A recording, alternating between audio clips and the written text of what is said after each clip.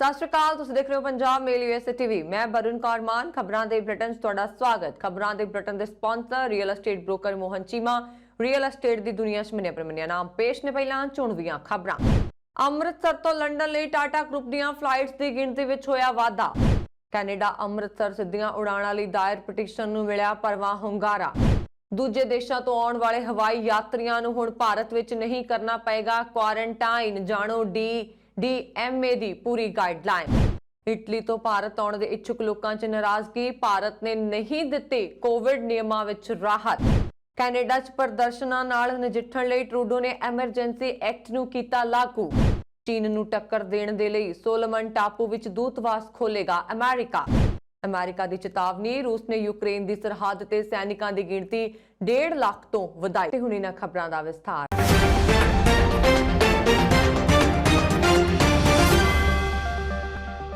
Fly Amritsar initiative, Amritsar ਵਿਕਾਸ ਮੰਚ, ਸੇਵਾ trust UK ਤੇ UK ਦੇ ਪੰਜਾਬੀ ਭਾਈਚਾਰੇ ਦੇ ਨਾਲ ਟਾਟਾ ਗਰੁੱਪ ਦੇ ਅਧੀਨ 에ਅਰ ਇੰਡੀਆ ਵੱਲੋਂ ਆਪਣੀ ਸਿੱਧੀ ਅੰਮ੍ਰਿਤਸਰ ਲੰਡਨ ਹੀਥਰੋ ਉਡਾਣ ਦੀ ਗਿਣਤੀ ਨੂੰ ਹਫ਼ਤੇ ਵਿੱਚ 1 ਤੋਂ ਵਧਾ ਕੇ 3 ਕਰਨ ਦੇ ਫੈਸਲੇ ਦਾ ਸਵਾਗਤ ਕੀਤਾ ਹੈ। 27 ਮਾਰਚ ਤੋਂ ਬਾਅਦ ਯਾਨੀ 에ਅਰਲਾਈਨ ਟਰੈਵਲ ਇੰਡਸਟਰੀ ਵਿੱਚ ਗਰਮੀਆਂ ਦੇ ਮੌਸਮ ਦੀ ਸ਼ੁਰੂਆਤ ਵਿੱਚ ਸ਼ੁਰੂ ਕੀਤੀ ਜਾ ਸਕਦੀ ਹੈ। ਫਲਾਈ ਅੰਮ੍ਰਿਤਸਰ ਇਨੀਸ਼ੀਏਟਿਵ ਦੇ ਗਲੋਬਲ ਕਨਵੀਨਰ ਤੇ ਅੰਮ੍ਰਿਤਸਰ ਵਿਕਾਸ ਮੰਚ ਦੇ ਓਵਰਸੀਜ਼ ਸਕੱਤਰ ਸਮੀਪ ਸਿੰਘ ਗੁਮਟਾਲਾ ਤੇ ਸੇਵਾ ਟਰਸਟ UK ਦੇ ਸੰਸਥਾਪਕ ਚੇਅਰਮੈਨ ਚਰਨ ਕਮਲ ਸਿੰਘ ਸੇਖੋ ਨੇ ਪ੍ਰੈਸ ਨੂੰ ਦਿੱਤੇ ਸਾਂਝੇ ਬਿਆਨ ਵਿੱਚ ਕਿਹਾ ਕਿ ਮਹਾਮਾਰੀ ਤੇ ਨਿਯਮਿਤ ਅੰਤਰਰਾਸ਼ਟਰੀ ਉਡਾਣਾਂ ਦੀ ਮੁਅੱਤਲੀ ਦੇ ਵਿਚਕਾਰ ਇਸ ਪ੍ਰਸਿੱਧ ਰੂਟ ਦੀ ਗਿਣਤੀ 'ਚ ਵਧਾ UK ਵਿੱਚ ਰਹਿੰਦੇ ਪੰਜਾਬੀ ਲੋਕਾਂ ਲਈ ਚੰਗੀ ਖਬਰ ਲੈ ਕੇ ਆਇਆ। ਗੁਮਟਾਲਾ ਨੇ ਦੱਸਿਆ ਕਿ 에ਅਰ ਇੰਡੀਆ ਦੀ ਵੈਬਸਾਈਟ ਤੇ ਤਾਜ਼ਾ ਅਪਡੇਟ ਦੇ ਅਨੁਸਾਰ 에ਅਰ ਇੰਡੀਆ ਦੀ ਫਲਾਈਟ A1 ਫਲਾਈਟ 170 ਸ਼ਨੀਵਾਰ, ਐਤਵਾਰ ਅਤੇ ਸੋਮਵਾਰ ਨੂੰ ਲੰਡਨ ਹੀਥਰੋ ਤੋਂ ਉਡਾਣ ਭਰੇਗੀ ਅਤੇ ਅੰਮ੍ਰਿਤਸਰ ਤੋਂ ਫਲਾਈਟ ਐਤਵਾਰ, ਸੋਮਵਾਰ ਅਤੇ ਮੰਗਲਵਾਰ ਨੂੰ ਰਵਾਨਾ ਹੋਏਗੀ। 에ਅਰਲਾਈਨ ਇਸ ਰੂਟ ਤੇ ਬੋਇੰਗ 787-8 ਡ੍ਰੀਮ ਲਾਈਨਰ ਜਹਾਜ਼ ਚਲਾਉਂਦੀ ਹੈ ਅਤੇ ਇਹਨਾਂ ਸਿੱਧੀਆਂ ਉਡਾਣਾਂ ਦੀ ਬੁਕਿੰਗ ਅਕਤੂਬਰ 2022 ਤੱਕ ਉਪਲਬਧ ਹੈ। ਵਰਤਮਾਨ ਵਿੱਚ ਭਾਰਤ ਅਤੇ UK ਵਿਚਕਾਰ ਉਡਾਣਾਂ ਭਾਰਤ ਦੁਆਰਾ ਕਈ ਦੇਸ਼ਾਂ ਦੇ ਨਾਲ ਸਥਾਪਿਤ ਕੀਤੇ ਗਏ ਹਵਾਈ ਸਮਝੌਤਿਆਂ ਦੇ ਤਹਿਤ ਚੱਲ ਰਹੀਆਂ ਨੇ। 에ਅਰ ਇੰਡੀਆ ਇਸ ਵੇਲੇ ਇੱਕ ਹਫ਼ਤਾਵਾਰੀ ਸਿੱਧੀ ਅੰਮ੍ਰਿਤਸਰ ਤੋਂ ਬਰਮਿੰਘਮ ਲਈ ਵੀ ਉਡਾਣ ਚਲਾ ਰਹੀ ਹੈ। ਸਾਨੂੰ ਉਮੀਦ ਹੈ ਕਿ 에ਅਰਲਾਈਨ ਵੀ ਆਪਣੀ ਗਿਣਤੀ ਵਧਾਏਗੀ ਕਿਉਂਕਿ ਭਵਿੱਖ ਵਿੱਚ ਦੋਵਾਂ ਦੇਸ਼ਾਂ ਦੀਆਂ 에ਅਰਲਾਈਨਾਂ ਨੂੰ 에ਅਰ ਬਬਲ ਸਮਝੌਤੇ ਦੇ ਤਹਿਤ ਮਨਜ਼ੂਰ ਹਫ਼ਤਾਵਾਰੀ ਉਡਾਣਾਂ ਦੀ ਗਿਣਤੀ ਤੇ ਪਾਬੰਦੀਆਂ ਵਧਣਗੀਆਂ। ਉਹਨਾਂ ਨੇ ਅੱਗੇ ਕਿਹਾ, ਸਿੱਧੀਆਂ ਉਡਾਣਾਂ ਵਿੱਚ ਵਾਧਾ ਪੰਜਾਬ ਅਤੇ UK ਦਰਮਿਆਨ ਉਡਾਣਾਂ ਨੂੰ ਸਿਰਫ 8-9 ਘੰਟਿਆਂ ਵਿੱਚ ਸੁਵਿਧਾਜਨਕ ਸਫ਼ਰ ਕਰਨ ਵਿੱਚ ਮਦਦ ਕਰੇਗਾ, ਜੋ ਕਿ ਦਿੱਲੀ ਦੇ ਰਸਤੇ ਕਨੈਕਟਿੰਗ ਫਲਾਈਟਾਂ ਵਿੱਚ ਲੰਬੇ ਘੰਟਿਆਂ ਦੀ ਯਾਤਰਾ ਕਰਨ ਤੋਂ ਬਚੇਗਾ। ਇਸ ਨਾਲ ਪੰਜਾਬ ਦੀ ਆਰਥਿਕਤਾ ਨੂੰ ਵੀ ਵੱਡਾ ਹੁਲਾਰਾ ਮਿਲੇਗਾ। ਇੱਥੋਂ ਤੱਕ ਕਿ ਉਦਯੋਗਾਂ ਅਤੇ ਕਿਸਾਨਾਂ ਨੂੰ ਵੀ UK ਲਈ ਵਧੇਰੇ ਸਿੱਧੀਆਂ ਉਡਾਣਾਂ ਦਾ ਫਾਇਦਾ ਹੋਏਗਾ ਕਿਉਂਕਿ ਉਹ ਕਾਰਗੋ ਭੇਜਣ ਦੇ ਯੋਗ ਹੋਣਗੇ। ਫਲਾਈ ਅੰਮ੍ਰਿਤਸਰ ਇਨੀਸ਼ੀਏਟਿਵ ਦੇ ਇੱਕ ਵਫਦ ਤੇ ਕੈਨੇਡਾ ਵਿੱਚ ਬ੍ਰਿਟਿਸ਼ ਕੋਲੰਬੀਆ ਸੂਬੇ ਦੇ ਮਿਸ਼ਨ ਫਰਾਜ਼ਰ ਕੈਨੀਅਨ ਮੈਟੈਸਕੀ ਖੇਤਰ ਦੀ ਨੁਮਾਇੰਦਗੀ ਕਰਨ ਵਾਲੇ ਸੰਸਦ ਮੈਂਬਰ ਬ੍ਰੈਡ ਵਿਸ ਨਾਲ ਮੁਲਾਕਾਤ ਕਰਕੇ ਉਹਨਾਂ ਨੂੰ ਸੰਸਦ ਵਿੱਚ ਕੈਨੇਡਾ ਤੋਂ ਅੰਮ੍ਰਿਤਸਰ ਲਈ ਸਿੱਧੀਆਂ ਉਡਾਣਾਂ ਸੰਬੰਧੀ ਦਾਇਰ ਪਟੀਸ਼ਨ ਦੀਆਂ ਹਜ਼ਾਰਾਂ ਦਸਤਖਤ ਕੀਤੀਆਂ ਕਾਪੀਆਂ ਸੌਂਪੀਆਂ। ਕੈਨੇਡਾ ਵਿੱਚ ਇਨੀਸ਼ੀਏਟਿਵ ਦੇ ਬੁਲਾਰੇ ਸਰੀ ਬਾਸੀ ਮੋਹਿਤ ਤੰਜੂ ਵੱਲੋਂ ਸੰਸਦ ਵਿੱਚ ਪਟੀਸ਼ਨ ਸ਼ੁਰੂ ਕੀਤੀ ਗਈ ਸੀ, ਜਿਸ ਨੂੰ ਬ੍ਰੈਡ ਵਿਸ ਦੁਆਰਾ ਸਮਰਥਨ ਦਿੱਤਾ ਗਿਆ। ਇਸ ਪਟੀਸ਼ਨ ਰਾਹੀਂ ਕੈਨੇਡਾ ਸਰਕਾਰ ਨੂੰ ਵੈਨਕੂਵਰ, ਟੋਰਾਂਟੋ ਤੋਂ ਅੰਮ੍ਰਿਤਸਰ ਦਰਮਿਆਨ ਸਿੱਧੀਆਂ ਉਡਾਣਾਂ ਸ਼ੁਰੂ ਕਰਵਾਉਣ ਲਈ ਵਿਕਲਪ ਦੀ ਖੋਜ ਅਤੇ ਸਰਗਰਮੀ ਨਾਲ ਵਕਾਲਤ ਕਰਨ ਲਈ ਬੇਨਤੀ ਕੀਤੀ ਗਈ। ਵੈਨਕੂਵਰ ਤੋਂ ਪ੍ਰੈਸ ਨੂੰ ਜਾਰੀ ਕੀਤੇ ਇੱਕ ਬਿਆਨ ਵਿੱਚ ਇਨੀਸ਼ੀਏਟਿਵ ਦੇ ਉੱਤਰੀ ਅਮਰੀਕਾ ਕਨਵੀਨਰ ਅਨੰਤਦੀਪ ਸਿੰਘ ਢਿੱਲੋਂ ਨੇ ਕੈਨੇਡਾ ਵਾਸੀਆਂ ਅਤੇ ਸੰਸਦ ਮੈਂਬਰ ਬ੍ਰੈਡ ਵਿਸ ਵੱਲੋਂ ਮਿਲੇ ਵੱਡੇ ਸਹਿਯੋਗ ਦੀ ਸ਼ਲਾਘਾ ਕੀਤੀ। ਉਹਨਾਂ ਨੇ ਜਾਣਕਾਰੀ ਦਿੱਤੀ ਹੈ ਕਿ 30 ਦਿਨਾਂ ਦੇ ਥੋੜੇ ਸਮੇਂ ਵਿੱਚ ਇਸ ਪਟੀਸ਼ਨ ਤੇ ਕੈਨੇਡਾ ਦੇ 1,41,060 ਵਸਨੀਕਾਂ ਨੇ ਆਨਲਾਈਨ ਦਸਤਖਤ ਕੀਤੇ ਅਤੇ ਲਗਭਗ 5,000 ਲੋਕਾਂ ਨੇ ਕਾਗਜ਼ ਤੇ ਦਸਤਖਤ ਕੀਤੇ। 에ਅਰ ਕੈਨੇਡਾ ਅਤੇ ਹੋਰਨਾਂ 에ਅਰਲਾਈਨ ਨਾਲ ਵੀ ਵਿਸ਼ੇਸ਼ ਮੀਟਿੰਗ ਕਰਨ ਤਾਂ ਜੋ ਉਹਨਾਂ ਨੂੰ ਅੰਮ੍ਰਿਤਸਰ ਨਾਲ ਸਿੱਧੇ ਹਵਾਈ ਸੰਪਰਕ ਬਾਰੇ ਆਪਣੇ ਹਲਕੇ ਅਤੇ ਕੈਨੇਡਾ ਦੇ ਪੰਜਾਬੀਆਂ ਦੀ ਇਸ ਮੰਗ ਤੋਂ ਜਾਣੂ ਕਰਵਾਇਆ ਜਾ ਸਕੇ।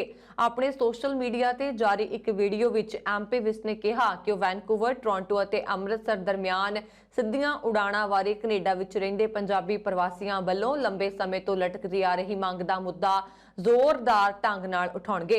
ਇਸ ਸੰਬੰਧ ਵਿੱਚ ਅੰਮ੍ਰਿਤਸਰ ਤੋਂ ਜਾਰੀ ਇੱਕ ਬਿਆਨ ਵਿੱਚ ਅੰਮ੍ਰਿਤਸਰ ਵਿਕਾਸ ਮੰਚ ਦੇ ਸਰਪ੍ਰਸਤ ਮਨਮੋਹਨ ਸਿੰਘ ਬਰਾੜ, ਜੋ ਕਿ ਲੰਬੇ ਸਮੇਂ ਤੋਂ ਅੰਮ੍ਰਿਤਸਰ ਹਵਾਈ ਅੱਡੇ ਤੋਂ ਸਿੱਧੀਆਂ ਉਡਾਣਾਂ ਸ਼ੁਰੂ ਕਰਵਾਉਣ ਲਈ ਯਤਨਸ਼ੀਲ ਨੇ, ਵੀ ਕੈਨੇਡਾ ਦੇ ਸੰਸਦ ਮੈਂਬਰ ਬ੍ਰੈਡ ਵਿਸ ਵੱਲੋਂ ਅਪਣਾਈ ਗਈ ਸਕਾਰਾਤਮਕ ਪਹੁੰਚ ਦਾ ਸਵਾਗਤ ਕੀਤਾ ਹੈ। ਅਤੇ ਇਸ ਮੁੱਦੇ ਨੂੰ ਕੈਨੇਡਾ ਦੀ ਪਾਰਲੀਮੈਂਟ ਵਿੱਚ ਉਠਾਉਣ ਦੇ ਉਹਨਾਂ ਦੇ ਯਤਨਾਂ ਦੀ ਸ਼ਲਾਘਾ ਕੀਤੀ ਹੈ। ਉਹਨਾਂ ਕੈਨੇਡਾ ਦੇ ਹੋਰਨਾਂ ਸੰਸਦ ਮੈਂਬਰਾਂ ਨੂੰ ਵੀ ਪੁਰਜ਼ੋਰ ਅਪੀਲ ਕੀਤੀ ਹੈ ਕਿ ਉਹ 에ਅਰ ਕੈਨੇਡਾ ਸਮੇਤ ਵੈਸਟਜੈਟ, Lufthansa, KLM, air France, British Airways, Swiss ਆਦਿ 에ਅਰਲਾਈਨ ਜੋ ਕਿ ਟੋਰਾਂਟੋ ਜਾਂ ਵੈਨਕੂਵਰ ਲਈ ਉਡਾਣਾਂ ਚਲਾਉਂਦੀਆਂ ਹਨ ਤੱਕ ਵੀ ਇਸ ਸੰਬੰਧੀ ਪਹੁੰਚ ਕਰਨ।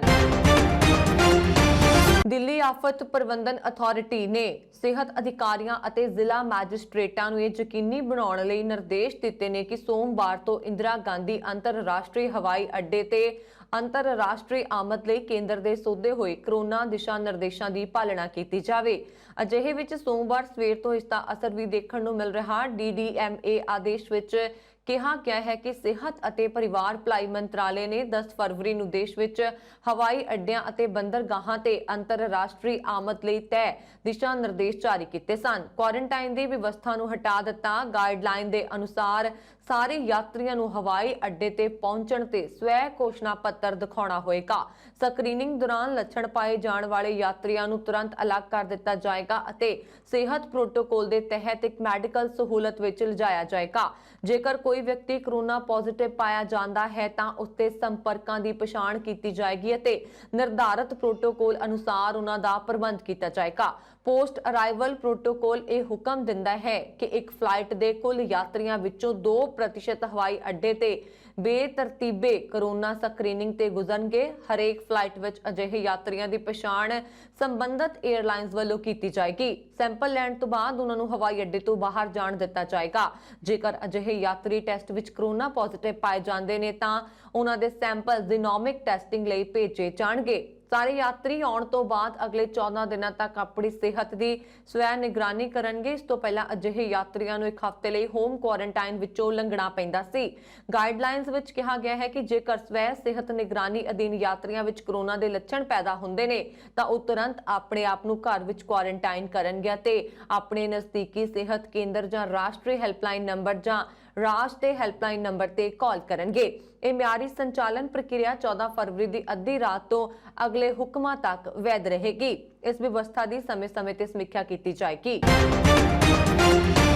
ਕੋਰੋਨਾ ਦੀ ਬਿਹਤਰ ਹੁੰਦੀ ਸਥਿਤੀ ਕਾਰਨ ਵਿਦੇਸ਼ ਤੋਂ ਭਾਰਤ ਜਾਣ ਵਾਲੇ ਯਾਤਰੀਆਂ ਲਈ ਨਵੇਂ ਦਿਸ਼ਾ ਨਿਰਦੇਸ਼ 14 ਫਰਵਰੀ ਤੋਂ ਲਾਗੂ ਹੋ ਗਏ ਨੇ। ਇਨ੍ਹਾਂ ਦਿਸ਼ਾ ਨਿਰਦੇਸ਼ਾਂ ਮੁਤਾਬਕ 82 ਦੇਸ਼ਾਂ ਦੇ ਯਾਤਰੀਆਂ ਨੂੰ ਬੋਰਡਿੰਗ ਤੋਂ 72 ਘੰਟੇ ਪਹਿਲਾਂ ਨੈਗੇਟਿਵ RT-PCR ਟੈਸਟ ਦੀ ਰਿਪੋਰਟ ਦੀ ਬਜਾਏ ਹੁਣ ਪੂਰਨ ਟੀਕਾਕਰਨ ਦਾ ਸਰਟੀਫਿਕੇਟ ਅਪਲੋਡ ਕਰਨ ਦੀ ਆਗਿਆ ਹੈ। ਹਾਲਾਂਕਿ 82 ਦੇਸ਼ਾਂ ਦੀ ਜਾਰੀ ਹੋਈ ਸੂਚੀ ਵਿੱਚ ਇਟਲੀ ਦਾ ਨਾਮ ਸ਼ਾਮਲ ਨਹੀਂ ਹੈ, ਜਿਸ ਕਾਰਨ ਉਹਨਾਂ ਲੋਕਾਂ ਵਿੱਚ ਭਾਰੀ ਨਿਰਾਸ਼ਾ ਦੇਖੀ ਜਾ ਰਹੀ ਜਿਹੜੇ ਭਾਰਤ ਜਾਣ ਦੇ ਇੱਛੁਕ ਨੇ। ਇਟਲੀ ਸਰਕਾਰ ਨੇ ਭਾਰਤ ਦੀ ਵੈਕਸੀਨ ਕੋਵਿਸ਼ੀਲਡ ਨੂੰ ਮਾਨਤਾ ਵੀ ਦਿੱਤੀ ਹੈ, ਪਰ ਫਿਰ ਵੀ ਭਾਰਤ ਸਰਕਾਰ ਵੱਲੋਂ ਜਾਰੀ ਹੋਏ ਦਿਸ਼ਾ ਨਿਰਦੇਸ਼ਾਂ ਵਿੱਚ ਇਟਲੀ ਤੋਂ ਆਉਣ ਵਾਲੇ ਯਾਤਰੀਆਂ ਲਈ ਕੋਈ ਰਾਹਤ ਨਹੀਂ ਹੈ ਅਤੇ ਉਹਨਾਂ ਨੂੰ ਭਾਰਤ ਜਾਣ ਲਈ RT-PCR ਨੈਗੇਟਿਵ ਰਿਪੋਰਟ ਹਾਲੇ ਵੀ ਦਿਖਾਉਣੀ ਪਏਗੀ। ਇਹਨਾਂ 82 ਦੇਸ਼ਾਂ ਵਿੱਚ ਉਹ ਸ਼ਾਮਲ ਨੇ ਜਿਨ੍ਹਾਂ ਦਾ ਭਾਰਤ ਨਾਲ ਰਾਸ਼ਟਰੀ ਪੱਧਰ ਤੇ ਮਾਨਤਾ ਪ੍ਰਾਪਤ ਜਾਂ WHO ਤੋਂ ਮਾਨਤਾ ਪ੍ਰਾਪਤ ਟੀਕਿਆਂ ਦੇ ਟੀਕਾਕਰਨ ਸਰਟੀਫਿਕੇਟ ਦੀ ਆਪਸੀ ਮਾਨਤਾ ਦਾ ਸਮਝੌਤਾ ਹੈ।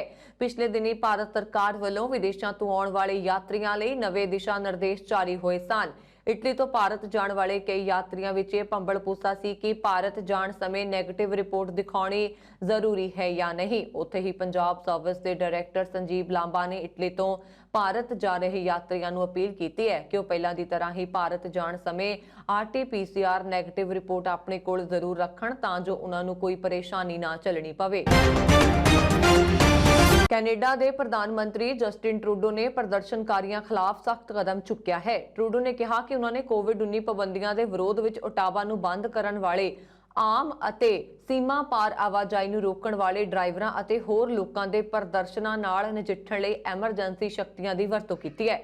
ਟਰੂਡੋ ਨੇ ਸੈਨਾ ਦੀ ਵਰਤੋਂ ਕਰਨ ਦੀ ਸੰਭਾਵਨਾ ਤੋਂ ਇਨਕਾਰ ਕੀਤਾ ਤੇ ਸੋਮਵਾਰ ਨੂੰ ਕਿਹਾ ਕਿ ਸੰਕਟਕਾਲੀਨ ਸਮੇਂ ਲਈ ਜ਼ਰੂਰੀ ਕਦਮ ਨਿਸ਼ਚਿਤ ਸੀਮਾ ਲਈ ਚੁੱਕੇ ਜਾਣਗੇ, ਭੂਗੋਲਿਕ ਆਧਾਰ ਤੇ ਲਾਗੂ ਕੀਤੇ ਜਾਣਗੇ ਅਤੇ ਜਿਹੜੇ ਖਤਰੇ ਨਾਲ ਨਜਿੱਠਣ ਲਈ ਉਹਨਾਂ ਨੂੰ ਲਾਗੂ ਕੀਤਾ ਗਿਆ ਹੈ ਉਹਨਾਂ ਦੇ ਤਾਰਕਿਕ ਢੰਗ ਨਾਲ ਲਾਗੂ ਕੀਤਾ ਜਾਏਗਾ। ਟਰੂਡੋ ਪ੍ਰਦਰਸ਼ਨਕਾਰੀਆਂ ਨੂੰ ਹਟਾਉਣ ਲਈ ਸੈਨਾ ਬੁਲਾਉਣ ਦੀ ਅਪੀਲ ਨੂੰ ਹੁਣ ਤੱਕ ਖਾਰਜ ਕਰਦੇ ਆਏ ਨੇ। ਫਿਲਹਾਲ ਉਹਨਾਂ ਨੇ ਇਹ ਕਿਹਾ ਕਿ ਹੋਰ ਸਾਰੇ ਵਿਕਲਪਾਂ ਤੇ ਗੌਰ ਕੀਤਾ ਗਿਆ ਹੈ। ਟਰੱਕਾਂ ਅਤੇ ਹੋਰ ਵਾਹਨਾਂ ਵਿੱਚ ਹਜ਼ਾਰਾਂ ਪ੍ਰਦਰਸ਼ਨਕਾਰੀਆਂ ਨੇ ਓਟਾਵਾ ਦੀਆਂ ਸੜਕਾਂ ਨੂੰ ਪਿਛਲੇ 2 ਹਫ਼ਤੇ ਤੋਂ ਰੋਕਿਆ ਹੋਇਆ ਹੈ।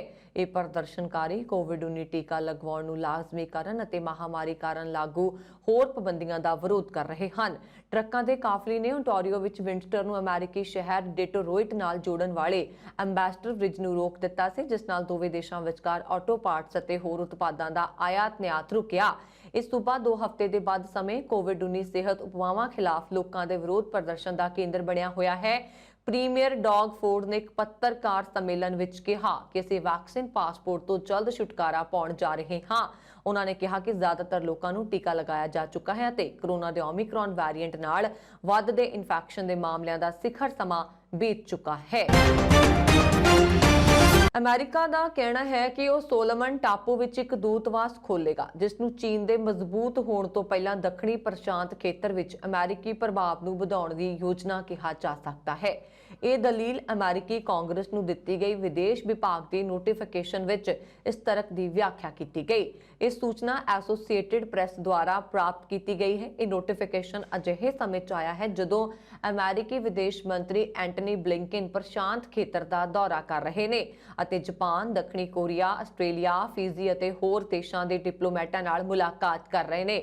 ਅਮਰੀਕੀ ਵਿਦੇਸ਼ ਵਿਭਾਗ ਨੇ ਕਿਹਾ ਕਿ ਸੋਲਮਨ ਟਾਪੂ ਦੇ ਲੋਕਾਂ ਨੇ ਦੂਜੇ ਵਿਸ਼ਵ ਯੁੱਧ ਦੇ ਮੈਦਾਨ 'ਚ ਅਮਰੀਕੀਆਂ ਨਾਲ ਆਪਣੇ ਇਤਿਹਾਸ ਨੂੰ ਸੰਭਾਲ ਕੇ ਰੱਖਿਆ, ਪਰ ਅਮਰੀਕਾ ਨੂੰ ਆਪਣੇ ਤਰਜੀਹੀ ਸੰਬੰਧਾਂ ਨੂੰ ਗੁਆਉਣ ਦਾ ਖਤਰਾ ਸੀ ਕਿਉਂਕਿ ਚੀਨ ਸੋਲਮਨ ਟਾਪੂ ਦੇ ਕੁਲੀਨ ਸਿਆਸਤਦਾਨਾਂ ਤੇ ਕਾਰੋਬਾਰੀ ਲੋਕਾਂ ਨਾਲ ਬਹੁਤ ਅਭਿਲਾਸ਼ਾ ਨਾਲ ਜੁੜਨਾ ਚਾਹੁੰਦਾ ਹੈ। 7 ਲੱਖ ਦੀ ਆਬਾਦੀ ਵਾਲੇ ਦੇਸ਼ 'ਚ ਨਵੰਬਰ 'ਚ ਹੋਏ ਦੰਗਿਆਂ ਤੋਂ ਬਾਅਦ ਇੱਕ ਕਦਮ ਚੁੱਕਿਆ ਗਿਆ। ਸ਼ਾਂਤਮਈ ਪ੍ਰਦਰਸ਼ਨ ਨੇ ਦੰਗਿਆਂ ਦਾ ਰੂਪ ਲੈ ਲਿਆ ਅਤੇ ਇਸਨੇ ਲੰਬੇ ਸਮੇਂ ਤੋਂ ਚੱਲ ਰਹੀ ਖੇਤਰੀ ਦੁਸ਼ਮਣੀ, ਆਰਥਿਕ ਸਮੱਸਿਆਵਾਂ ਅਤੇ ਚੀਨ ਨਾਲ ਦੇਸ਼ ਦੇ ਵੱਧਦੇ ਸੰਬੰਧਾਂ ਬਾਰੇ ਚਿੰਤਾਵਾਂ ਨੂੰ ਵੀ ਉਜਾਗਰ ਕੀਤਾ।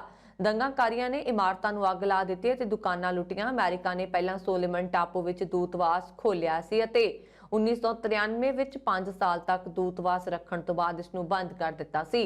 ਉਦੋਂ ਤੋਂ ਗੁਆਂਢੀ ਦੇਸ਼ ਪਾਪੂਆ ਨਿਊ ਗਿਨੀ ਦੇ ਅਮਰੀਕੀ ਡਿਪਲੋਮੈਟਾਂ ਨੂੰ ਸੋਲਮਨ ਤੋਂ ਮਾਨਤਾ ਦਿੱਤੀ ਗਈ ਹੈ। ਦੂਤਵਾਸ ਖੋਲ੍ਹਣ ਦੀ ਸ਼ੁੱਕਰਵਾਰ ਦੀ ਘੋਸ਼ਣਾ ਭਾਰਤ ਪ੍ਰਸ਼ਾਂਤ ਲਈ ਬਾਈਡਨ ਪ੍ਰਸ਼ਾਸਨ ਦੀ ਨਵੀਂ ਰਣਨੀਤੀ ਦੇ ਅਨੁਸਾਰ ਹੈ ਅਤੇ ਚੀਨ ਦੇ ਵੱਧਦੇ ਪ੍ਰਭਾਵ ਅਤੇ ਇੱਛਾਵਾਂ ਦਾ ਮੁਕਾਬਲਾ ਕਰਨ ਲਈ ਖੇਤਰ ਵਿੱਚ ਸਹਿਯੋਗੀਆਂ ਨਾਲ ਭਾਈਵਾਲੀ ਬਣਾਉਣ ਤੇ ਜ਼ੋਰ ਦਿੰਦੀ ਹੈ। ਅਮਰੀਕਾ ਦੇ ਇੱਕ ਅਧਿਕਾਰੀ ਨੇ ਦੱਸਿਆ ਹੈ ਕਿ ਰੂਸ ਨੇ ਯੂਕਰੇਨ ਸਰਹੱਦ ਤੇ ਤਾਇਨਾਤ ਆਪਣੇ ਸੈਨਿਕਾਂ ਦੀ ਗਿਣਤੀ ਵਧਾ ਕੇ 1,30,000 ਤੋਂ ਜ਼ਿਆਦਾ ਕਰ ਦਿੱਤੀ ਹੈ। ਇਸ ਤੋਂ ਪਹਿਲਾਂ ਰੂਸ ਨੇ ਸਰਹੱਦ ਤੇ 1 ਲੱਖ ਤੋਂ ਵੱਧ ਸੈਨਿਕ ਤਾਇਨਾਤ ਕੀਤੇ ਹੋਏ ਸਨ। ਅਮਰੀਕਾ ਨੇ ਚੇਤਾਵਨੀ ਦਿੱਤੀ ਹੈ ਕਿ ਰੂਸ ਇਸ ਹਫ਼ਤੇ ਯੂਕਰੇਨ ਤੇ ਹਮਲਾ ਕਰ ਸਕਦਾ ਹੈ। ਇਸ ਦੇ ਮੱਦੇਨਜ਼ਰ ਐਤਵਾਰ ਨੂੰ ਕੁਝ ਹਵਾਬਾਜ਼ੀ ਕੰਪਨੀਆਂ ਨੇ ਯੂਕਰੇਨ ਦੀ ਰਾਜਧਾਨੀ ਲਈ ਆਪਣੀਆਂ ਉਡਾਣਾਂ ਰੱਦ ਕਰ ਦਿੱਤੀਆਂ। ਉੱਥੇ ਨਾਟੋ ਦੇ ਮੈਂਬਰਾਂ ਵੱਲੋਂ ਹਥਿਆਰਾਂ ਦੀ ਨਵੀਂ ਖੇਪ ਭੇਜੀ ਗਈ ਹੈ। ਯੂਕਰੇਨ ਦੇ ਰਾਸ਼ਟਰਪਤੀ ਵੋਲੋਦੀਮੀਰ ਜ਼ੈਲੈਂਸਕੀ ਨੇ ਅਮਰੀਕੀ ਰਾਸ਼ਟਰਪਤੀ ਜੋ ਬਾਈਡਨ ਨਾਲ ਕਰੀਬ 1 ਘੰਟੇ ਤੱਕ ਗੱਲ ਕੀਤੀ। ਉਹਨਾਂ ਦੇ ਸਹਿਯੋਗੀਆਂ ਨੇ ਬਾਅਦ ਵਿੱਚ ਦੱਸਿਆ ਕਿ ਜ਼ੈਲੈਂਸਕੀ ਨੇ ਬਾਈਡਨ ਨੂੰ ਕਿਹਾ ਕਿ ਯੂਕਰੇਨ ਦੇ ਲੋਕ ਰੂਸ ਦੀ ਮਜ਼ਬੂਤ ਸੈਨਾ ਦੇ ਸੰਭਾਵਿਤ ਹਮਲੇ ਦੇ ਮੱਦੇਨਜ਼ਰ ਭਰੋਸੇਮੰਦ ਸੁਰੱਖਿਆ ਵਿੱਚ ਨੇ। ਵਾਈਟ ਹਾਊਸ ਨੇ ਕਿਹਾ ਕਿ ਦੋਵੇਂ ਦੇਸ਼ ਇਸ ਗੱਲ ਤੇ ਸਹਿਮਤ ਹੋਏ ਕਿ ਰੂਸ ਦੇ ਹਮਲੇ ਨੂੰ ਰੋਕਣ ਲਈ ਕੂਟਨੀਤੀ ਅਤੇ ਨਿਵਾਰਣ ਦੋਵੇਂ ਉਪਾਅ ਕੀਤੇ ਜਾਣ। ਗੌਰਤਲਬ ਹੈ ਕਿ ਬਾਈਡਨ ਪ੍ਰਸ਼ਾਸਨ ਨੇ ਕਿਹਾ ਹੈ ਕਿ ਰੂਸ ਕਿਸੇ ਘਟਨਾ ਦਾ ਬਹਾਨਾ ਬਣਾ ਕੇ ਯੂਕਰੇਨ ਤੇ ਹਮਲਾ ਕਰ ਦੇਗਾ। ਅਮਰੀਕਾ ਤੇ ਯੂਰਪ ਦੇ ਅਧਿਕਾਰੀਆਂ ਨੇ ਦੱਸਿਆ ਕਿ ਹਾਲ ਹੀ ਦੇ ਦਿਨਾਂ ਦੀ ਖੁਫੀਆ ਪੜਤਾਲ ਨੇ ਚਿੰਤਾ ਵਧਾਈ ਹੈ। ਉਹਨਾਂ ਮੁਤਾਬਕ ਰੂਸ ਪੂਰਬੀ ਯੂਕਰੇਨ ਵਿੱਚ ਮੰਗਲਵਾਰ ਨੂੰ ਹੋਣ ਵਾਲੇ ਫੌਜੀ ਅਭਿਆਸ ਨੂੰ ਨਿਸ਼ਾਨਾ ਬਣਾਉਣ ਦੀ ਕੋਸ਼ਿਸ਼ ਕਰ ਸਕਦਾ ਹੈ ਅਤੇ ਇਸੇ ਬਹਾਨੇ ਦੇਸ਼ ਤੇ ਹਮਲਾ ਕਰ ਸਕਦਾ ਹੈ। ਰੂਸ ਦੀ ਸੈਨਾ ਨੇ ਯੂਕਰੇਨ ਨੂੰ ਉੱਤਰੀ, ਪੂਰਬੀ ਅਤੇ ਦੱਖਣੀ ਪਾਸੇ ਤੋਂ ਘੇਰਿਆ ਹੋਇਆ ਹੈ। ਉੱਥੇ ਕ੍ਰੈਮਲਿਨ ਦਾ ਕਹਿਣਾ ਹੈ ਕਿ ਸੈਨਿਕਾਂ ਦੀ ਤਾਇਨਾਤੀ ਫੌਜੀ ਅਭਿਆਸ ਲਈ ਕੀਤੀ ਗਈ ਹੈ। ਅਮਰੀਕਾ ਦੇ ਇੱਕ ਅਧਿਕਾਰੀ ਨੇ ਕਿਹਾ ਕਿ ਬਾਈਡਨ ਪ੍ਰਸ਼ਾਸਨ ਦੇ ਅਨੁਮਾਨ ਮੁਤਾਬਕ ਯੂਕਰੇਨ ਦੀ ਸਰਹੱਦ ਨੇੜੇ ਤਾਇਨਾਤ ਰੂਸ ਦੇ ਸੈਨਿਕਾਂ ਦੀ ਗਿਣਤੀ ਹੁਣ ਵੱਧ ਕੇ 1,30,000 ਤੋਂ ਜ਼ਿਆਦਾ ਹੋ ਗਈ ਹੈ, ਜੋ ਪਹਿਲਾਂ 1 ਲੱਖ ਤੋਂ ਜ਼ਿਆਦਾ ਸੀ। ਵਾਸ਼ਿੰਗਟਨ ਵਿੱਚ ਅਫਗਾਨਿਸਤਾਨ ਦੇ ਦੂਤਵਾਸ ਦੇ ਨਾਲ-ਨਾਲ ਨਿਊਯਾਰਕ ਅਤੇ ਲਾਸ ਏਂਜਲਸ ਵਿੱਚ ਅਫਗਾਨ ਵਪਾਰਕ ਦੂਤਵਾਸ ਵਿੱਚ ਕੰਮ ਕਰ ਰਹੇ ਡਿਪਲੋਮੈਟਾਂ ਨੂੰ ਕਈ ਮਹੀਨਿਆਂ ਤੋਂ ਤਨਖਾਹ ਨਹੀਂ ਮਿਲੀ। ਇਹ ਲੋਕ ਆਪਣੀ ਬਚਤ ਦੀ ਵਰਤੋਂ ਕਰਕੇ ਅਤੇ ਕਰਜ਼ਾ ਲੈ ਕੇ ਆਪਣਾ ਗੁਜ਼ਾਰਾ ਕਰ ਰਹੇ ਨੇ। ਦਾ ਨਿਊਯਾਰਕ ਟਾਈਮਜ਼ ਨੇ ਇਹ ਜਾਣਕਾਰੀ ਦਿੱਤੀ ਹੈ। ਅਖਬਾਰ ਵਿੱਚ ਐਤਵਾਰ ਨੂੰ ਛਪੇ ਇੱਕ ਰਿਪੋਰਟ ਦੇ ਅਨੁਸਾਰ ਅਫਗਾਨ ਦੂਤਵਾਸ ਨੂੰ ਵਾਸ਼ਿੰਗਟਨ ਹਰ ਮਹੀਨੇ ਲਗਭਗ $2,000 ਤੋਂ $3,000 ਦਿੰਦਾ ਹੈ। ਇਸ ਨਾਲ ਦੂਤ ਵਾਸਤੇ ਜ਼ਰੂਰੀ ਕੰਮ ਤਾਂ ਕੀਤੇ ਜਾ ਸਕਦੇ ਨੇ, ਪਰ ਕਰਮਚਾਰੀਆਂ ਨੂੰ ਤਨਖਾਹ ਨਹੀਂ ਮਿਲ ਪਾਉਂਦੀ। ਜਾਣਕਾਰੀ ਦੇ ਅਨੁਸਾਰ ਅਕਤੂਬਰ 2021 ਤੋਂ ਦੂਤ ਵਾਸਤੇ ਫੰਡ ਤੱਕ ਤਾਲਿਬਾਨ ਦੀ ਪਹੁੰਚ ਰੋਕਣ ਲਈ ਅਮਰੀਕੀ ਬੈਂਕਾਂ ਨੇ ਖਾਤਿਆਂ ਨੂੰ ਫ੍ਰੀਜ਼ ਕਰ ਦਿੱਤਾ ਸੀ ਅਤੇ ਉਦੋਂ ਤੋਂ ਅਫਗਾਨ ਡਿਪਲੋਮੈਟਾਂ ਨੂੰ ਭੁਗਤਾਨ ਨਹੀਂ ਕੀਤਾ ਜਾ ਸਕਿਆ।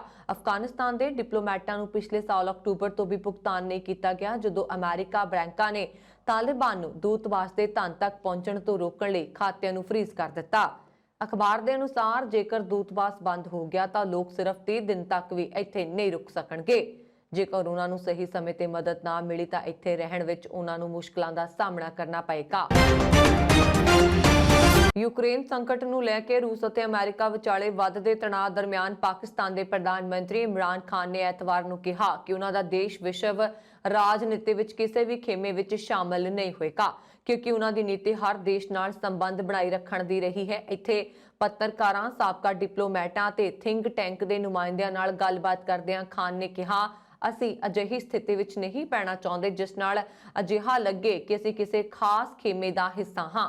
ਖਾਨ ਨੇ ਇਸ ਧਾਰਨਾ ਨੂੰ ਵੀ ਰੱਦ ਕਰ ਦਿੱਤਾ ਕਿ ਪਾਕਿਸਤਾਨ ਕਿਸੇ ਹੋਰ ਦੇਸ਼ ਦੀ ਤੁਲਨਾ ਵਿੱਚ ਚੀਨ ਵੱਲ ਜ਼ਿਆਦਾ ਪ੍ਰਭਾਵਿਤ ਹੈ। ਉਹਨਾਂ ਨੇ ਕਿਹਾ ਕਿ ਦੇਸ਼ ਦੀ ਨੀਤੀ ਹਰ ਦੇਸ਼ ਨਾਲ ਸੰਬੰਧ ਬਣਾਈ ਰੱਖਣਾ। ਇੱਕ ਸਵਾਲ ਦੇ ਜਵਾਬ ਵਿੱਚ ਉਹਨਾਂ ਨੇ ਕਿਹਾ ਕਿ ਰਾਵਲਪਿੰਡੀ ਵਿੱਚ ਪਾਕਿਸਤਾਨ ਫੌਜ ਦਾ ਹੈੱਡਕੁਆਰਟਰ ਵੀ ਇਸ ਦੇਸ਼ ਦੀ ਨੀਤੀ ਬਾਰੇ ਸਪਸ਼ਟ ਹੈ। ਦੇਸ਼ ਦੀ ਆਜ਼ਾਦੀ ਦੇ 74 ਸਾਲਾਂ ਵਿੱਚੋਂ ਅੱਧੇ ਸਮੇਂ ਤੱਕ ਪਾਕਿਸਤਾਨ ਦੀ ਫੌਜ ਨੇ ਰਾਜ ਕੀਤਾ। ਇਹ ਪਹਿਲੀ ਵਾਰ ਨਹੀਂ ਹੈ ਜਦੋਂ ਖਾਨ ਨੇ ਕਿਹਾ ਹੈ ਕਿ ਉਹ ਨਵੇਂ ਸ਼ੀਤ ਯੁੱਧ ਦੀ ਸਥਿਤੀ ਵਿੱਚ ਅਮਰੀਕਾ ਅਤੇ ਚੀਨ ਦਾ ਅਨੁਸਰਣ ਨਹੀਂ ਕਰਨਗੇ। ਇਸ ਮਹੀਨੇ ਦੀ ਸ਼ੁਰੂਆਤ ਵਿੱਚ ਇਮਰਾਨ ਖਾਨ ਨੇ ਕਿਹਾ ਸੀ ਕਿ ਪਾਕਿਸਤਾਨ ਅਮਰੀਕਾ ਅਤੇ ਚੀਨ ਨੂੰ ਇਕੱਠੇ ਲਿਆਉਣ ਵਿੱਚ ਆਪਣੀ ਭੂਮਿਕਾ ਨਿਭਾਉਣਾ ਚਾਹੁੰਦਾ ਹੈ, ਕਿਉਂਕਿ ਇੱਕ ਹੋਰ ਸ਼ੀਤ ਯੁੱਧ ਨਾਲ ਕਿਸੇ ਨੂੰ ਕੋਈ ਫਾਇਦਾ ਨਹੀਂ ਹੋਏਗਾ। ਅਮਰੀਕਾ ਦੀ ਪੈਨਸਿਲਵੇਨੀਆ ਪੁਲਿਸ ਨੇ 58 ਸਾਲਾਂ ਬਾਅਦ 9 ਸਾਲ ਦੀ ਬੱਚੀ ਨਾਲ ਜ਼ਬਰ ਜਨਾਹ ਤੇ ਹੱਤਿਆ ਦਾ ਮਾਮਲਾ ਸੁਲਝਾਉਣ ਵਿੱਚ ਸਫਲਤਾ ਹਾਸਲ ਕੀਤੀ ਹੈ। 18 ਮਾਰਚ 1964 ਨੂੰ 9 ਸਾਲ ਦੀ ਇੱਕ ਬੱਚੀ ਮੌਰਿਸ਼ ਘਰ ਤੋਂ ਆਪਣੀ ਟੀਚਰ ਲਈ ਗਿਫਟ ਲੈ ਕੇ ਸਕੂਲ ਲਈ ਨਿਕਲੀ। ਕੁਝ ਘੰਟੇ ਬਾਅਦ ਉਸ ਦੀ ਲਾਸ਼ ਢੋਏ ਵਿੱਚ ਮਿਲੀ ਸੀ।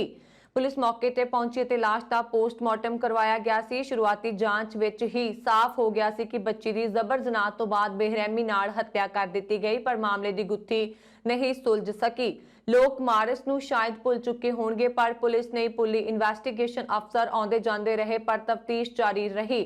ਫਾਈਲ ਬੰਦ ਨਹੀਂ ਹੋਈ। ਆਖਿਰਕਾਰ ਇਹ ਕੇਸ ਹੱਲ ਹੋਇਆ। 20 ਸਾਲ ਦੇ ਵਿਦਿਆਰਥੀ ਦੀ ਮਦਦ ਨਾਲ DNA ਜਾਂਚ ਰਾਹੀਂ ਪੁਲਿਸ ਨੇ ਦੋਸ਼ੀ ਜੇਮਸ ਪਾਲ ਫੋਟੇ ਨੂੰ ਲੱਭ ਲਿਆ।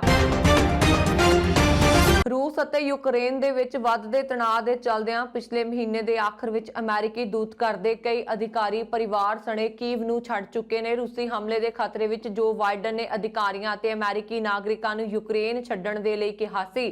ਹੁਣ ਅਮਰੀਕਾ ਆਪਣੇ ਦੂਤਘਰ ਨੂੰ ਕੀਵ ਤੋਂ ਹਟਾ ਕੇ ਯੂਕਰੇਨ ਦੇ ਪੱਛਮੀ ਸ਼ਹਿਰ ਲਵੀਵ ਸ਼ਿਫਟ ਕਰ ਰਿਹਾ ਹੈ। ਅਮਰੀਕਾ ਦੇ ਵਿਦੇਸ਼ ਮੰਤਰੀ ਐਂਟਨੀ ਬਲਿੰਕਨ ਦਾ ਕਹਿਣਾ ਹੈ ਕਿ ਰੂਸੀ ਹਮਲੇ ਦੇ ਡਰ ਦੇ ਚੱਲਦਿਆਂ ਵਾਸ਼ਿੰਗਟਨ ਨੇ ਦੂਤਘਰ ਨੂੰ ਹਟਾਉਣ ਦਾ ਫੈਸਲਾ ਲਿਆ।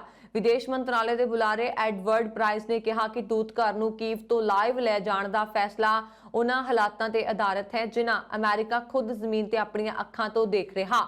ਉਹਨਾਂ ਨੇ ਕਿਹਾ ਕਿ ਇਸ ਦਾ ਮਕਸਦ ਸਿਰਫ ਅਮਰੀਕੀ ਨਾਗਰਿਕਾਂ ਤੇ ਆਪਣੇ ਸਹਿਕਰਮੀਆਂ ਦੀ ਸੁਰੱਖਿਆ ਕਰਨਾ ਹੈ। ਦੂਤਘਰ ਬਦਲਣ ਦੀ ਜਾਣਕਾਰੀ ਦਿੰਦੇ ਹੋਏ ਬਲਿੰਕਨ ਨੇ ਕਿਹਾ ਕਿ ਯੂਕਰੇਨ ਸਰਹੱਦ ਤੇ ਰੂਸੀ ਸੈਨਾ ਦੇ ਨਿਰਮਾਣ ਵਿੱਚ ਤੇਜ਼ੀ ਦੇ ਚੱਲਦਿਆਂ ਅਸੀਂ ਆਪਣੇ ਦੂਤਘਰ ਨੂੰ ਅਸਥਾਈ ਤੌਰ ਤੇ ਕੀਵ ਤੋਂ ਲਵੀਵ ਲੈ ਜਾ ਰਹੇ ਹਾਂ। ਅਮਰੀਕਾ ਦੇ ਸਾਬਕਾ ਰਾਸ਼ਟਰਪਤੀ ਟਰੰਪ ਅਹੁਦੇ ਤੋਂ ਹਟਣ ਤੋਂ ਬਾਅਦ ਵੀ ਕਰੋੜਾਂ ਡਾਲਰ ਦੀ ਕਮਾਈ ਕਰ ਰਹੇ ਨੇ। ਉਹ ਅਮਰੀਕਾ ਦੇ ਪਹਿਲੇ ਸਾਬਕਾ ਰਾਸ਼ਟਰਪਤੀ ਹਨ ਜੋ ਕਿ ਕਾਰੋਬਾਰੀ ਦੇ ਤੌਰ ਤੇ ਸਰਗਰਮ ਨੇ। ਟਰੰਪ ਦੇ ਨਾਲ ਹਾਈ ਟੀ ਜਾਨੀ ਚਾਹ ਪੀਣ ਦਾ ਰੇਟ 37 ਲੱਖ ਰੁਪਏ ਹੈ। ਜੇਕਰ ਕਿਸੇ ਸਮਰਥਕ ਨੂੰ ਟਰੰਪ ਦੇ ਨਾਲ ਫੋਟੋ ਖਿਚਵਾਉਣੀ ਹੈ ਤਾਂ ਇਸ ਦੇ ਲਈ ਉਸਨੂੰ 22 ਲੱਖ ਰੁਪਏ ਤੱਕ ਖਰਚ ਕਰਨੇ ਪੈਣਗੇ। ਟਰੰਪ ਨੇ ਪਿਛਲੇ 1 ਸਾਲ ਵਿੱਚ ਆਪਣੀ ਕਾਫੀ ਟੇਬਲ ਬੁੱਕ ਤੋਂ ਹੀ ਲਗਭਗ 506 ਕਰੋੜ ਰੁਪਏ ਦੀ ਕਮਾਈ ਕੀਤੀ ਹੈ। ਦਰਅਸਲ ਟਰੰਪ ਰਾਸ਼ਟਰਪਤੀ ਬਣਨ ਤੋਂ ਪਹਿਲਾਂ ਹੀ ਧਨ ਕੁਬੇਰ ਸੀ। ਰੀਅਲ ਅਸਟੇਟ, ਗੋਲਡ ਬਾਰ, ਫਾਈਨਾਂਸ ਅਤੇ ਹੋਰ ਕਈ ਕਾਰੋਬਾਰਾਂ ਦਾ ਉਹ ਸੰਚਾਲਨ ਕਰਦੇ ਸਨ। ਇਹ ਦੁਨੀਆ ਭਰ ਵਿੱਚ ਫੈਲੇ ਹੋਏ ਹਨ, ਲੇਕਿਨ ਹੁਣ ਸਾਬਕਾ ਰਾਸ਼ਟਰਪਤੀ ਦੇ ਰੂਪ ਵਿੱਚ ਉਹਨਾਂ ਦਾ ਕਾਰੋਬਾਰ ਹੋਰ ਵੀ ਫੈਲ ਗਿਆ। ਦਸੰਬਰ ਵਿੱਚ ਹੀ ਫਲੋਰੀਡਾ ਵਿੱਚ ਇੱਕ ਕ੍ਰਿਸਮਸ ਇਵੈਂਟ ਦੇ ਲਈ ਉਹਨਾਂ ਨੇ ਕਰੋੜਾਂ ਰੁਪਏ ਦੀ ਕਮਾਈ ਕੀਤੀ। ਇਹ ਸਾਰੇ ਫੰਡ ਰੇਜ਼ਿੰਗ ਇਵੈਂਟ ਵਿੱਚ ਹੋਣ ਵਾਲੀ ਕਮਾਈ ਟਰੰਪ ਦੀ ਸਿਆਸੀ ਮੁਹਿੰਮ ਲਈ ਨਹੀਂ ਜਾਂਦੀ ਹੈ, ਜਾਨੀ ਉਹਨਾਂ ਦੀ ਰਿਪਬਲਿਕਨ ਪਾਰਟੀ ਦੇ ਖਾਤੇ ਵਿੱਚ ਨਾ ਜਾ ਕੇ ਟਰੰਪ ਦੇ ਕੋਲ ਜਾਂਦੀ ਹੈ। ਟਰੰਪ ਦੇ ਇੱਕ ਇਵੈਂਟ ਵਿੱਚ ਆਏ ਡੈਨੀਅਲ ਪੌਪਸਕਿਊ ਦਾ ਕਹਿਣਾ ਹੈ ਕਿ ਟਰੰਪ ਬਾਰ ਵਿੱਚ ਬੇਸ਼ੱਕ ਆਪ ਨੂੰ ਡਰਿੰਕ ਮਹਿੰਗੇ ਮਿਲੇ, ਲੇਕਿਨ ਇੱਥੇ ਆ ਕੇ ਆਪ ਨੂੰ ਤਸੱਲੀ ਮਿਲਦੀ ਹੈ ਕਿ ਆਪ ਅਮਰੀਕਾ ਦੇ ਇੱਕ ਮਹਾਨ ਰਾਸ਼ਟਰਪਤੀ ਦੇ ਨਾਲ ਹਨ। कोरोना वायरस का खतरा अजे भी पूरी तरह टालिया नहीं है। एक तो बाद एक वायरस के अलग-अलग वेरिएंट सामने आ रहे हैं जो कि एक वड्डी समस्या बने हुए ने। यूनाइटेड किंगडम विच भी कोरोना का नवा वेरिएंट डेल्टा क्रॉन सामने आया। देश की हैल्थ सिक्योरिटी एजेंसी नूं पिछले हफ्ते एक व्यक्ति विच कोरोना का यह नवा वेरिएंट मिलिया, जिस तो बाद डेल्टा ते ओमिक्रॉन के इस हाइब्रिड स्ट्रेन की मॉनिटरिंग शुरू कर दी गई। रिपोर्ट के अनुसार मरीज के अंदर डेल्टा ते ओमिक्रॉन दोवें ही वेरिएंट मिले ने। अजिहे विच यूके विच सेहत एजेंसियां यह पता लगवाउण दी कोशिश कर रही हैं कि यह अपने आप विच इस तरह का पहला मामला है। एक महीना पहला साइप्रस के संक्रामक रोग माहर लियोंडियोस कॉट्रिक्स ने कहा ਸੀ कि उन्होंने डेल्टा क्रॉन की पछाण की है, लेकिन उन्होंने इस दावे ਨੂੰ तमाम माहरां ने खारिज कर दिता सी। उन्हों का कहना ਸੀ कि लैब विच कोई गलती हो सकती है। शुक्रवार ਨੂੰ यूके की हैल्थ सिक्योरिटी एजेंसी ने जो जानकारी दी है उसके अनुसार डेल्टा एक्स ओमिक्रॉन ते फिलहाल असीं नज़र रख रहे हाँ अते इसकी जांच कर रहे हाँ। दस दी कि डेल्टा ते ओमिक्रॉन दोवें ही वेरिएंट काफ़ी संक्रामक ने, लेकिन अजे तक ये साफ नहीं हो सकिया कि दोवें वेरिएंट इकट्ठे मिल के नवे वेरिएंट के जरिए कितनी ज्यादा रफ्तार नाल वायरस फैला सकते हैं। सेहत एजेंसी वालों यह भी स्पष्ट नहीं किया गया कि देश विच इस नवे वेरिएंट का सिर्फ एक केस है या उस तो ज्यादा। कनेडा के ब्रिटिश कोलंबिया सूबे का 110 साल पुराना इडलवियस नाम का पूरा पिंड विकाऊ है। वैनकूवर तो 712 किलोमीटर दूर पैंदे इस पिंड की कीमत $23 लाख भाव तकरीबन £14.5 करोड़ रुपए रखी गई। यह पिंड गोल्डन नगर पालिका अधीन आउंदा है। इस पिंड विच 7 घर ने 50 एकड़ रकबा है। सन 1912 विच बनिया इस पिंड विच स्विट्जरलैंड के पिंडां दी तर्ज ते उत्थे दे कारीगरां वल्लों ही घरां दा निर्माण किया गया सी। उच्चे पहाड़ ते होण करके इस पुरातन पिंड नूं दूर दराडे तो सैलानी देखण आउंदे ने। इस पिंड दे घरां 'च लगाया गया समान ज्यादातर समान स्विट्जरलैंड तो मंगवाया गया सी। किसी समय डेरा मुखी नूं माफीनामा देण वाले ते डेरे जाके नतमस्तक होण वाले अज जो डेरा मुखी नूं पैरोल मिलण ते सवाल चुक रहे ने। यह कहना सी भाजपा नेता मनजिंदर सिंह सिरसा दा। ਉਹ ਹਲਕਾ ਅਮਲੋਹ ਤੋਂ ਬੀਜੇਪੀ ਦੇ ਉਮੀਦਵਾਰ ਕਨਵਰਵੀਰ ਸਿੰਘ ਟੋਹਾਡਾ ਦੇ ਹੱਕ ਵਿੱਚ ਚੋਣ ਪ੍ਰਚਾਰ ਕਰਨ ਲਈ ਅਮਲੋਹ ਪਹੁੰਚੇ। सरसा ने कहा कि 20 फरवरी तो बाद जो बंदी सिंह ने उन्हों की रिहाई होएगी, क्योंकि बीजेपी की सोच है कि पंजाब की अमन शांति लिए जो भी कीमत अदा करनी पे वो करनगे। उन्होंने कहा कि शहरों में ही नहीं सगों पिंडों में भी लोगों का बहुत चंगा हुंगारा मिल रहा, जिस तो उन्होंने उम्मीद है कि लोग बीजेपी नूं जिताउणगे। डेरा मुखी नूं पैरोल मिलण दे सवाल ते उन्होंने कहा कि अज उही विरोधी पैरोल ते सवाल चुक रहे ने जो कदे राम रहीम नूं माफीनामा दिंदे सन ते कदे डेरे विच नतमस्तक हुंदे सन। उन्होंने कहा कि बीजेपी धर्म और राजनीति नूं वखरा वखरा रखती है। जदों कल अमित शाह अकाल तख्त के जथेदार ज्ञानी हरप्रीत सिंह नूं मिले तां उत्थे भी कोई राजनीति की गल नहीं कीती। ਐਤਵਾਰ ਨੂੰ ਜ਼ੀਰਕਪੁਰ ਵਿੱਚ ਪ੍ਰਿयंका ਗਾਂਧੀ ਦੇ ਰੋਡ ਸ਼ੋਅ ਦੌਰਾਨ 70 ਲੋਕਾਂ ਦੇ ਮੋਬਾਈਲ ਫੋਨ ਚੋਰੀ ਹੋ ਗਏ। ਲੋਕਾਂ ਨੇ ਇਸ ਦੀ ਸ਼ਿਕਾਇਤ ਪੁਲਿਸ ਨੂੰ ਕੀਤੀ ਹੈ। ਇਸ ਮੌਕੇ ਪ੍ਰਿयंका ਗਾਂਧੀ ਦੇ ਰੋਡ ਸ਼ੋਅ ਵਿੱਚ ਚੋਣ ਜ਼ਾਬਤੇ ਦੀ ਉਲੰਘਣਾ ਕੀਤੀ ਗਈ। ਚੋਣ ਕਮਿਸ਼ਨ ਨੇ ਚੋਣ ਜ਼ਾਬਤੇ ਦੀ ਉਲੰਘਣਾ ਕਰਨ ਤੇ ਕਾਂਗਰਸੀ ਉਮੀਦਵਾਰ ਦੀਪੇਂਦਰ ਸਿੰਘ ਢਿੱਲੋਂ ਨੂੰ ਨੋਟਿਸ ਭੇਜ ਕੇ 24 ਘੰਟਿਆਂ 'ਚ ਜਵਾਬ ਮੰਗਿਆ। ਭਾਵੇਂ ਢਿੱਲੋਂ ਨੇ ਰੋਡ ਸ਼ੋਅ ਦੀ ਆਗਿਆ ਲੈ ਲਈ ਸੀ, ਪਰ ਜ਼ਿਲ੍ਹਾ ਚੋਣ ਅਫਸਰ ਨੇ ਰੋਡ ਸ਼ੋਅ ਦੌਰਾਨ VIP ਰੋਡ ਤੇ ਬਿਨਾਂ ਆਗਿਆ ਝੰਡੇ ਬੈਨਰ ਤੇ ਝੰਡੇ ਲਾਉਣ ਤੇ ਢਿੱਲੋਂ ਨੂੰ ਨੋਟਿਸ ਜਾਰੀ ਕੀਤਾ। ਇੰਨਾ ਹੀ ਨਹੀਂ, ਰੋਡ ਸ਼ੋਅ ਦੌਰਾਨ ਹੋਰ ਵੀ ਕਈ ਨਿਯਮਾਂ ਨੂੰ ਤੋੜਿਆ ਗਿਆ। ਉਹਨਾਂ ਦੇ ਰੋਡ ਸ਼ੋਅ ਕਾਰਨ ਅੰਬਾਲਾ ਹਾਈਵੇ ਕਰੀਬ 2.5 ਘੰਟੇ ਜਾਮ ਰਿਹਾ। ਇਸ ਕਾਰਨ ਪੁਲਿਸ ਨੂੰ ਬਦਲਵੇਂ ਰਸਤੇ ਰਾਹੀਂ ਆਵਾਜਾਈ ਚਾਲੂ ਕਰਨੀ ਪਈ। 3 ਕਿਲੋਮੀਟਰ ਦੀ ਆਗਿਆ ਨਾਲ 5 ਕਿਲੋਮੀਟਰ ਤੱਕ ਰੋਡ ਸ਼ੋਅ ਕੱਢਿਆ ਗਿਆ। 1000 ਤੋਂ ਵੱਧ ਲੋਕਾਂ ਦੇ ਇਕੱਠ ਹੋਣ ਤੇ ਪਾਬੰਦੀ ਦੇ ਬਾਵਜੂਦ 3000 ਤੋਂ ਵੱਧ ਸਮਰਥਕਾਂ ਨੇ ਰੋਡ ਸ਼ੋਅ ਵਿੱਚ ਸ਼ਮੂਲੀਅਤ ਕੀਤੀ। ਪ੍ਰਿयंका गांधी का रोड शो पटियाला रोड ते स्थित गुरुद्वारा श्री नाभा साहिब तो शुरू होकर VIP रोड तो हुंदा होया मैट्रो प्लाजा विखे समाप्त होया। इस दौरान रोड शो विच 4 ਤੋਂ 5000 समर्थक शामिल होए। चोरां ने इस भीड़ का फायदा उठाते हुए 70 ਤੋਂ ਵੱਧ लोगों के मोबाइल चोरी कर लए। इस दौरान कई समर्थकों की पुलिस नाल हथों पाई भी हुई और भीड़ दौरान डिग के कई लोग जख्मी हुए। जिला चोण अफसर ਨੂੰ ਨੋਟਿਸ ਜਾਰੀ ਕਰਨ ਤੋਂ ਬਾਅਦ ਐਨਕਰੋਚਮੈਂਟ ਵਿੰਗ ਨੇ ਸੋਮਵਾਰ ਸਵੇਰੇ ਹੀ VIP ਰੋਡ ਤੇ ਪ੍ਰਿयंका ਗਾਂਧੀ, ਜਤਿੰਦਰ ਸਿੰਘ ਢਿੱਲੋਂ ਅਤੇ ਨਵਜੋਤ ਸਿੰਘ ਸਿੱਧੂ ਦੇ ਸਾਰੇ ਝੰਡੇ, ਬੋਰਡ ਅਤੇ ਬੈਨਰ ਉਤਾਰ ਦਿੱਤੇ। ਇਹ ਨਿੱਜੀ ਅਤੇ ਸਰਕਾਰੀ ਜਾਇਦਾਦਾਂ ਤੇ ਲਗਾਏ ਗਏ ਸਨ। ਇਹ ਸਨ ਹੁਣ ਤੱਕ ਦੀਆਂ ਖਬਰਾਂ। ਮੈਨੂੰ ਵਰੁਣ ਕੌਰ ਮਾਨ ਨੂੰ ਦਿਵਾ ਗਿਆ। ਹੋਰ ਖਬਰਾਂ ਦੇ ਲਈ ਸਾਡਾ YouTube channel Punjab media TV ਜ਼ਰੂਰ ਸਬਸਕ੍ਰਾਈਬ ਕਰੋ। ਸਤਿ ਸ਼੍ਰੀ ਅਕਾਲ।